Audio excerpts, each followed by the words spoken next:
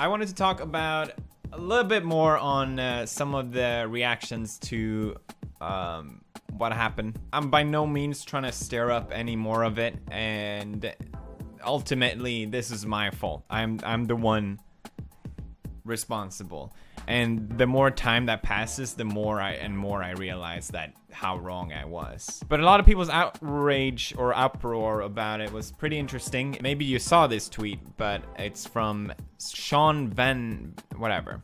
We're filing a DMCA takedown of PewDiePie's Firewatch content and any future Campo Santo games. Followed by, there's a bit of leeway you have to have with the internet when you wake up every day and make video games. There's also a breaking point. I'm sick of this child getting more and more chances to make money of what we make. For those of you who don't know, a DMCA claim is basically a copyright strike.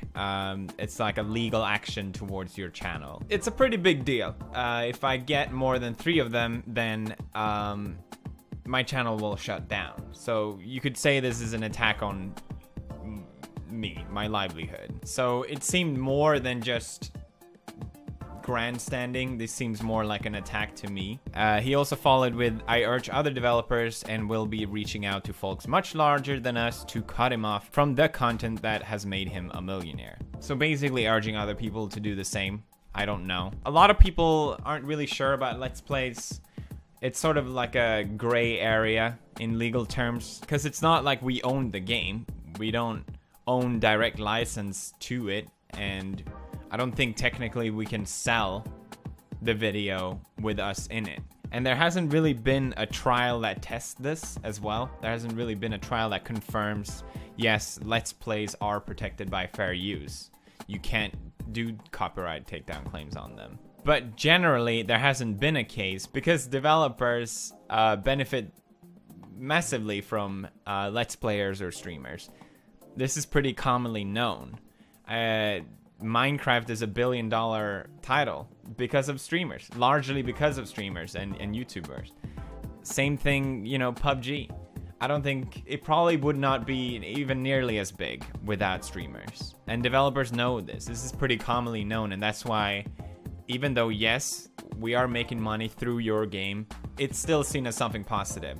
But it is sort of interesting to me, this case in particular, because Sean's game is very much probably the most linear game in question, you know. Out of all games that could have been talked about, you know, it's to me it's really interesting how a game like Firewatch talks about this in a way like this, because Firewatch is an extremely linear game. It's almost like a walking simulator. It's not a bad game, I quite enjoyed it, but arguably if you play Call of Duty and someone else play Call of Duty, you're gonna get a completely different experience almost no matter what. But if you play Firewatch, you're probably gonna have the exact same experience no matter who plays it. So you could say, okay, well, what's the difference between playing the game yourself rather than just watching someone else play it then? And yeah, no, it's a fair point. And I think especially with Firewatch in mind. Personally, I think either way is wrong. You're bringing in more attention to the game. People generally want to play the games themselves almost no matter what. Even games that are pretty much just story-based, where you click through and read, people want to play themselves. And Firewatch, compared to other walking simulators like The Walking Dead or Life is Strange, doesn't really have choices that leads to different outcomes or different endings. So it is very much on the line. And I think there was some controversy as well with this game in the past because people refunded the game because it was so short and they didn't like the ending. And people were streaming it, so they were just worried that people were just watching it instead of buying it. So I think it's, you know, out of all people to come out and make a statement like this, I think it's interesting that this is the developer that did it. That's pretty much my point here. Furthermore, we're complicit, and I'm sure we made money off the 5.7 million views that video has, and that's something for us to think about. Now, let's get into the meat of this. A lot of people are saying, I've seen a lot of tweets saying, they're not abusing copyright laws, Let's Plays, because Let's Plays aren't fair use. Get over it. I can't say for certainty that it is protected against fair use. but I'm fairly certain, and most legal expert would say the same. There are some arguments against it, but if you watched my video, you know that I'm adding my commentary to it. I'm giving my insight to it. Whoever watches me play it is gonna experience it differently than anyone that plays it themselves. That's just how it is. There was an interesting article about this as well, saying, having seen some of PewDiePie's Firewatch Let's Play video, it definitely would appear to be protected by fair use. The fact that Venomman directly and publicly admits that he's not taking the video down for any valid copyright reason, but rather because he thinks PewDiePie is a propagator of despicable garbage, doesn't help Venomman's case at all. Rather, it gives PewDiePie a lot more leverage to claim that any such takedown would be abusive and possibly even a violation of DMCA's against misrepresentations. I've also seen other legal experts claiming that the video isn't protected by fair use. Let's Plays aren't protected by fair use. No one can really say for certain. That's why it's a gray area.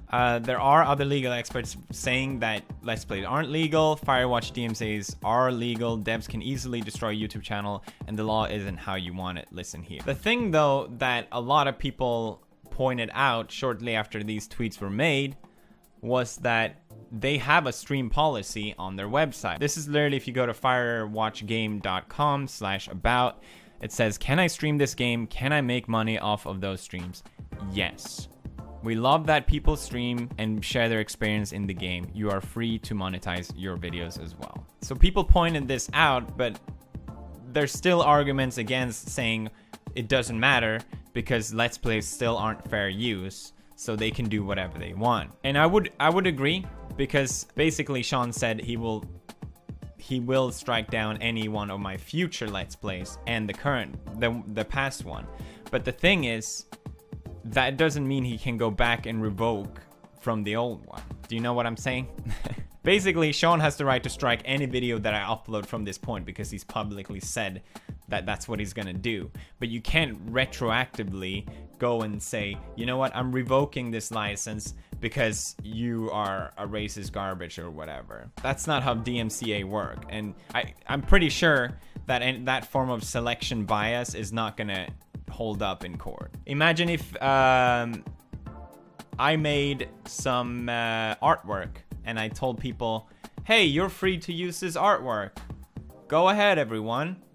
People start using the artwork, and then I point to some people and I say no and file a copyright law dispute against that. It doesn't really add up, does it? So regardless if Let's Play is fair use or not, this argument of claiming my video is incorrect. Most likely if my video gets striked, I can't really do anything about it. YouTube really doesn't, they're sort of washing their hands around these copyright things. They kind of want to leave out of it. I mean, they've been sued enough, so it sort of makes sense. I imagine if a case like this goes to court, then there's not going to be much leverage for it. If anything, it would be a huge waste of time and money for Sean and his development team. When I saw these tweets, I immediately privatized the video out of respect for his request, but my video got claimed anyway. It got the strike anyway, which is pretty disappointing,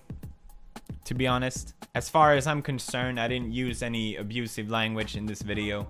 I didn't do anything that I think would be considered offensive. This video was uploaded, as far as I know, 2 years ago. And I gotta say, I'm pretty disappointed also in people defending this that I know personally have had problem with DMCA requests, takedown requests as well. Whether you like me or Mr. Venomman, these laws are made for people to take down content. And whenever there's power to do so, it's going to be abused. And especially when the reason to take down the content has nothing to do with copyright, it sort of shows that. I think these laws are important for artists, to protect artists' work and what they do. And that's why I think it's really dangerous to make these sort of claims and to do these sort of copyright claims for no real valid reason, no matter what you think of me. If you have a problem with any content of mine or any video being up, you're free to tweet me. I will probably see it. and I will respect that request. I did get a request from another developer asking the same thing, hey, can you delete this video? And I did, and I wouldn't have any problem to have done the same with this video. I have a huge amount of respect for developers and what they do. I know my work would not have been possible without them, and that's why I would never go against that. I could probably fight this in court and I would probably win, but I decided to just delete the video and not waste everyone's time more about this. Like I said, everything about this was my fault. The whole drama, I'm the one starting it, but I still think it's an interesting discussion to talk about, and I think it's important that we don't abuse these laws because they exist to protect artists, not to make any form of censorship or abusive claims. This video is not meant to attack Sean or his development team or anyone. I just think it's important to talk about these things. Like I said, I thought Firewatch was a really great game, and I wish them all the best in the future with their next title. We can fight back, ready to